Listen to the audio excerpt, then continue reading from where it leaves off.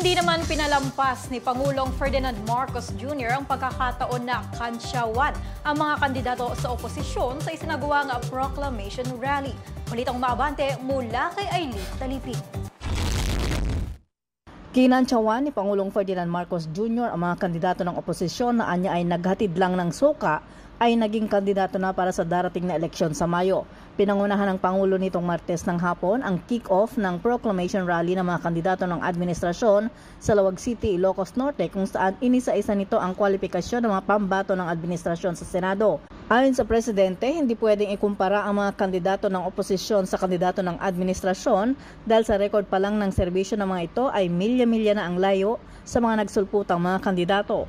Sinabi ng Presidente na naaawa siya sa mga katunggali ng administrasyon dahil kakarampot at hindi buo ang kanilang numero at hirap makakuha ng mga miyembro di tulad ng administrasyon na buo ang line-up at buo rin ang loob para ipaglaban ang kapakanan ng bawat Pilipino at ng bansa.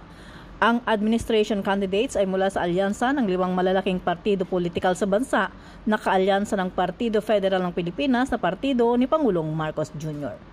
Ako si Aileen Talipin ng Abante Radyo. Ito ang balitang mabilis, mabangis at walang mintis.